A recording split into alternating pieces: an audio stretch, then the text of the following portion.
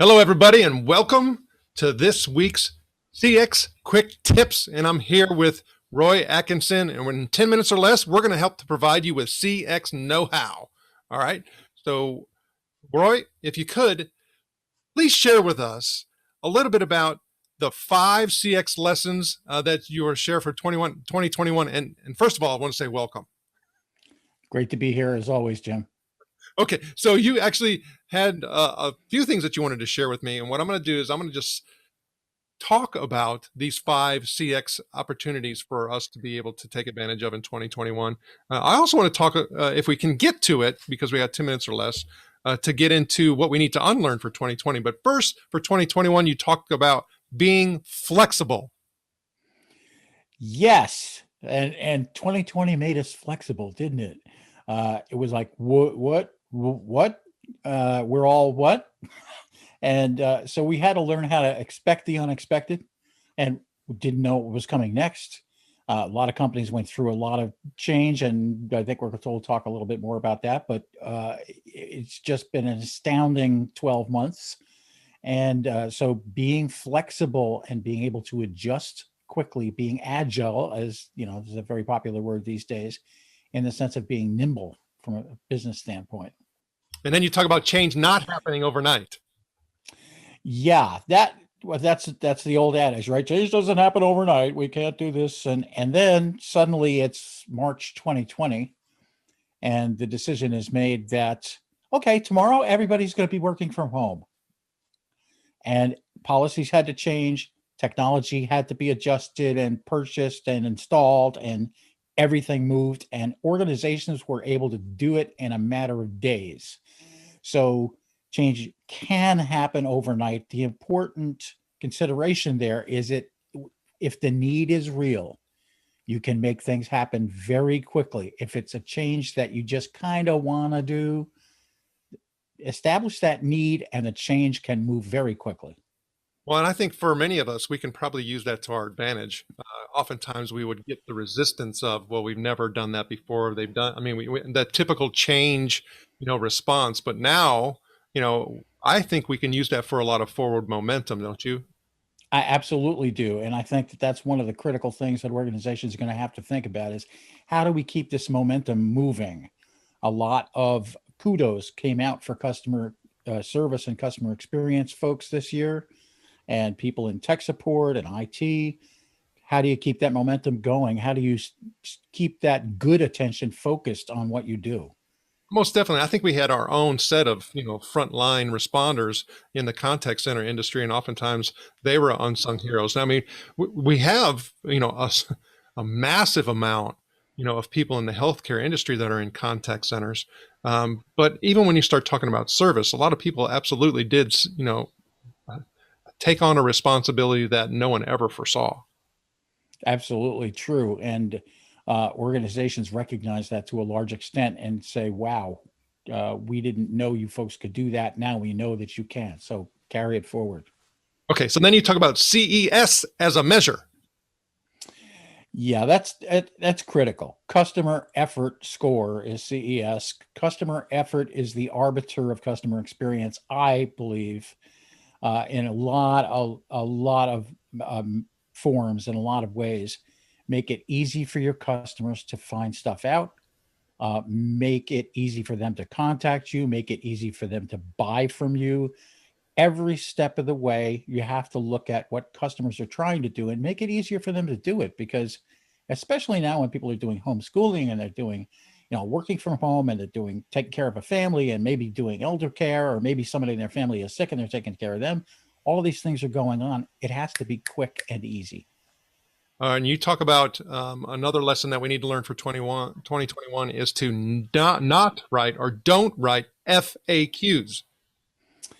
Yeah, unless they're really frequently asked questions. What we find in doing research in this area is that an awful lot of organizations write the FAQs from the perspective of the contact center, from the perspective of the service desk, from the perspective of their own priorities. And customers spot that. And it's also not helpful. I have a question. Your drop down menu of FAQs does not help me with. Well, now I'm set back. I have to contact you, and probably in an organization that doesn't think through their customer experience very well, that's going to be more difficult than it needs to be, and it's going to slow me down even more. So if you're going to publish frequently asked questions, make sure that they really are the questions that your customers are asking. They should be documented. And if they're not, you got a deeper problem. But pull those questions out and publish those and the correct answers, and keep those things current. It's really important. And in the broader spectrum, share knowledge across the organization and as appropriate with your customers. Let them resolve things for themselves if they can, and make it easy.